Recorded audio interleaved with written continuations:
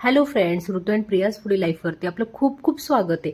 तर आज आपण उपवासाचे डोसे बघणार आहे. अगदी मौसूद होतात आणि चवीलाही खूप छान होतात. उपवासही असला तरी आपण आपल्या तोंडाचे चोचले पूर्ण करूच शकतो. तर हे डोसे आपण बटाट्याच्या भाजीबरोबर, दह्याबरोबर किंवा बेसनाबरोबरही खाऊ शकतो. तर आता इथे आपण एक 2 ते 3 तास साबुदाणे अगदी व्यवस्थित भिजवून घेतलेत. तर बोटावरती फुटतील इथपर्यंत साबुदाणे मौसूद भिजले गेले पाहिजे. तर इथे 4 ते 5 चमचे साबुदाणा घेतलाय मी आणि आपण ह्यामध्ये वरईचा वापर करणार आहे. तर ती पण आपण 1 तासभर फक्त भिजत घालणार आहे. तिला जास्त वेळ भिजत नाही घातली तरी चालेल.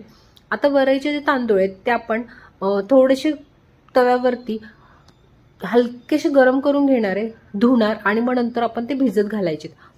तर आता इथे 5 चमचे साबुदाण्याला साधारण 1 वाटीभर इतके वरईचे तांदूळ घेतलेत. हे प्रमाण असंच घ्यायचंय कारण साबुदाणा जास्त वापरायचं नाही तर खूप चिकट असे होतात ते. किंचित साबुदाण्याचा वापर ह्यामध्ये आपण केलेला आहे.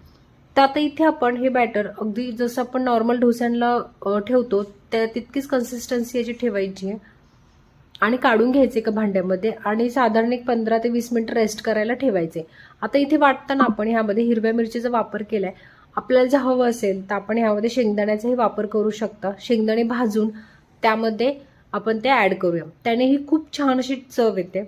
आता जे जिरं वापरतात उपवासासाठी त्यांनी जिरं टाकलं तरी चालेल. आता इथे चवीपुरती मीठ टाकायचे आणि पिठाला रेस्ट करायला ठेवायचे. जर तुम्हाला खूप आंबटशी अशी चव हवी असेल ह्यामध्ये तर तुम्ही थोडंसं दह्याचाही वापर इथे करू शकता. आता पॅनला आपण व्यवस्थित गरम करून घ्यायचे आणि मग आपले डोसे आपण ह्यावरती काढून घ्यायचे. अगदी हलक्या हाताने हे डोसे काढायचे आणि खूप जाळीदार असे हे डोसे तयार होतात. तुम्ही बघू शकता किती जाळीदार झालेले आहेत.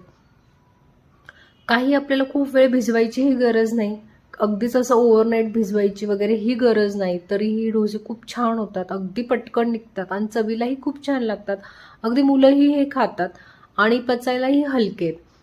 आता जर कोणाला साबुदाण्यामुळे त्रास होत असेल आणि साबुदाणे स्किप करायचे तर तुम्ही टोटली ह्या रेसिपीमधनं साबुदाणे स्किप करू शकता. फक्त वरईच्या तांदळापासून पण हे डोसे बनवू शकता. खूप चवीला छान होतात, अगदी टेस्टी लागतात. तुम्ही हे डोसे ह्या उपवासाला नक्की ट्राय करा आणि बटाट्याच्या भाजीबरोबर किंवा शेंगदाण्याच्या बेसनाबरोबर किंवा चटणीबरोबरही तुम्ही हे डोसे ट्राय करू शकता. अगदी आगळी वेगळी. आणि ह्या नवरात्रामध्ये अशीच उपवासाची अजून नवीन छान छान रेसिपीज आपण बघूया. तर जे चॅनलला नवीन आहेत त्यांनी नक्की चॅनलला सबस्क्राईब करा. व्हिडिओ आवडल्यास नक्की लाईक करा आणि अगदी क्रिस्पी असा आपला डोसा रेडी टू इट. चला तर मग बाय.